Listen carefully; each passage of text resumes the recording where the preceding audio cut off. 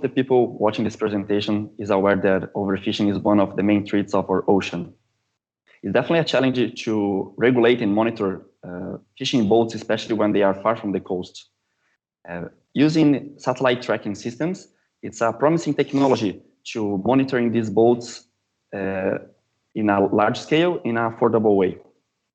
During my master thesis, I used satellite-based data to provide information about fishing boats chasing tuna in one of the most biodiverse places in the world. So let's get started. I would like to start my presentation by introducing the study area. In the southern part of the Philippine archipelago, you find Mindanao Island, where two main ports are identified in the south, General Santos and Mati Port. The boats departing these ports, they go fishing either in the Sulu Sea and the eastern part of the Philippine Exclusive Economic Zone. This area is known by its remarkable biodiversity, and it's recognized as a marine hotspot. So how can we manage these fishing stocks in a long term in order to do not overexploit it? Well, it's usually done by comparing the fishing effort to the catch over time. But to calculate the fishing effort, there are several ways depending on each system.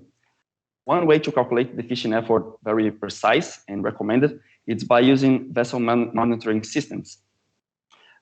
These devices, they provide the geographic position of the fishing vessels, and they are being used already in a widespread around the world in many fleets.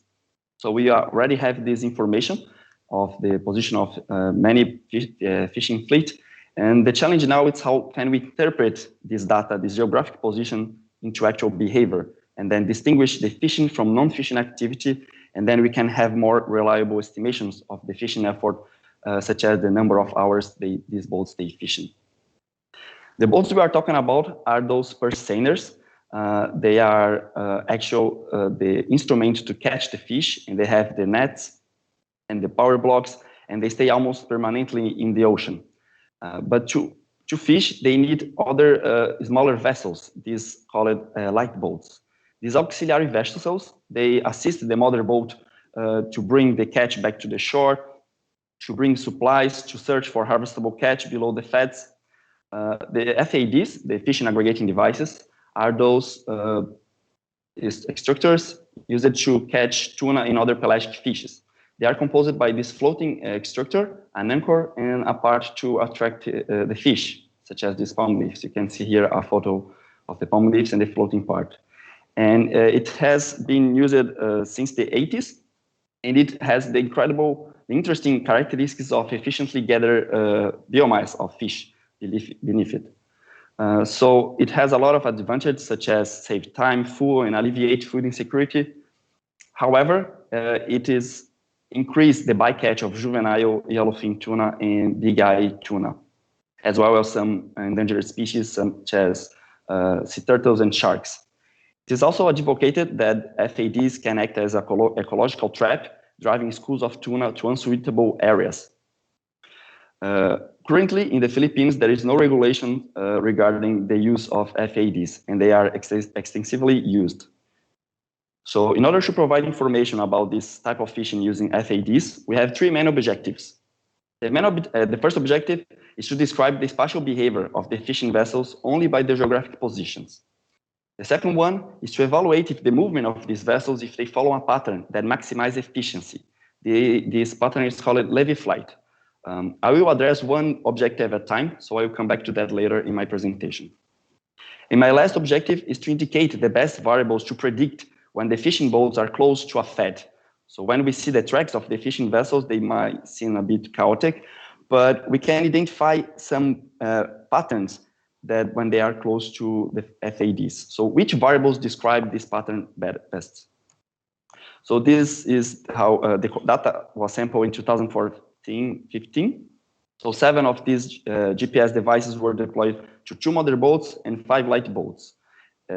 Also, they distributed logbooks to the boat captains to register the position of the FADs they visited and the date. So I plotted this data from the Excel in the ArcGIS Pro, and this is the data georeference. So you have here the black dots, the position of the boats, and the red triangles, the position of the FADs. And using the tools in the ArcGIS Pro, I extracted these 8 variables for the analysis. So first, talking about the description of the movements. We can see here the track of the fishing boats, and each color represents a boat. So we can see the mother boat and the fishing boat, they actually fish together, and they stay together most of the time. They go together to the fishing grounds, and they do foraging over there. And then they can separate for a while, probably to check for catch in different areas of the fishing ground, but they eventually come together again. The mother boat was only observed coming back to the shore once, which corroborates with the idea that they stay almost permanently in the ocean, while the light boat could do like short trips from 1 or 2 days, probably to bring supplies or take the fish to the port, and also stays in the fishing ground foraging with the mother boat for weeks, even 1 or 2 months. When we evaluated the distance from the shore in this area, in the Pacific Ocean to the island of Mindanao, we observed that the mother boat and the light boats, they stay roughly in the same range, which again confirms that they fish together and they should be understood as a single instrument of fishing. And they stay quite far from the coast, around like 200 kilometers away. So it again confirms that the Philippines is a nation, distance water fishing nation, exploring offshore waters. It has been reported in previous interviews that the catch in offshore waters are greater than in coastal waters. So we hypothesize 2 explanations for this. The first one is that these fishing boats, they are exploring more pristine areas for higher catch and then avoiding competition.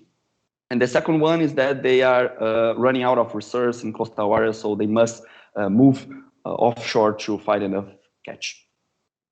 When we see the time these boats take from the port to the fishing ground, we kind of understand why they stay so long in the fishing ground, because they take like 1, even 2 days of navigating to reach the fishing grounds. But when we divide the distance traveled by the duration, we obtain similar average speeds. These average speeds help us to interpret the histogram of speeds, indicating the traveling speed. So when we plot the speed categories, the speed classes, we obtain a bimodal distribution. So this fastest mode here was interpreted as the traveling speed around the same range. So traveling to and from the fishing grounds and within the fishing grounds. In all the boat types and areas, the most abundant speed class was between 0 and 1 kilometer per hour. So seeing that it has been reported in previous interviews as well, that the fishing boat has actually to stop to set the net or to observe the behavior of the fishing school prior to the net, we attribute the fishing activity into this fishing class. Nevertheless, seeing that these boats stay in the ocean for a long time, the floating behavior might be also included in this speed class. So we conclude that the speed alone, as it is commonly used to identify the fishing activity, is not enough in this system. So moving to the Levy flight part, this is an interesting mathematical construction useful to describe random patterns. It has been described by Paul Lévy in 1937, and it has been observed recently in many natural systems and organisms. So this is the formula. It's a power law distribution with a long tail when you estimate the frequency of the step length. In the Levy flight, it's composed by a cluster of short steps connected by less frequent long steps. It's advocated that it's the super diffusion characteristics of this type of movement is more efficient in random searches when compared to Brownian walk, because it increases the encounter with the prey, the rate of encounter with the prey. So it's actually a current discussion, but there are some authors saying that this search efficiency might be selected by the evolution and preserved nowadays in many organisms. So to calculate if a movement follows a Levy flight pattern is quite simple. You have to estimate the mu value. So first you separate the data into steps, and then you plot in histograms, and then the bins of the histograms must be logarithmic. So the first one being width is 1, 2, 4, 8, and so on. Then you normalize the frequency of the step lengths by dividing the relative frequency by the bin width, and then you log transform the both axes and then calculate the slope. And then you extract the mean value from the slope. If the mu value is between 1 and 3, it characterizes a Levy flight. If it's smaller than 1, it's more to a ballistic motion. And if it's higher than 3, it's characterized as a Brownian motion. The results showed that all the boats that we evaluated, the 7 boats, they follow a Levy flight. They follow movements that resemble Levy flights. With the boats that had a higher sample size, like greater than 1,000 steps, the values were very close to 2. The value 2, it has been demonstrated mathematically by this author, that is the optimum value of foraging. So these boats, they are basically foraging in its maximum, close to theoretical optimum, probably enhanced by the use of feds. Here we can see the movement of the light boat 2, so we can clearly distinguish some patches and the big long steps in between cluster of smaller steps. When you compare these findings with the Levy flight observed in other organisms, we see that these fishing boats, they foraging following the same pattern as many organisms, interestingly, and also as they target species, the big-eye tuna. So in order to predict the distance to a fed, we first extracted the speed, these variables, the speed, the turning angle, the step length, and the bounding box length, perimeter, and area. And then we evaluate the correlation with the distance to a fed. Seeing that all the correlation were significantly, all this relation was significantly correlated, we run 6 different linear regressions in R, when the response variable for all of them were distance to a fed, and each model was with one independent variable. And then we compare the percentage of the variance explained by the independent variable, and then select the best variables to predict the distance to a fed.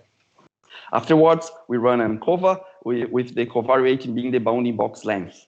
The bounding box is those rectangles that includes all the positions emitted from a boat in one day.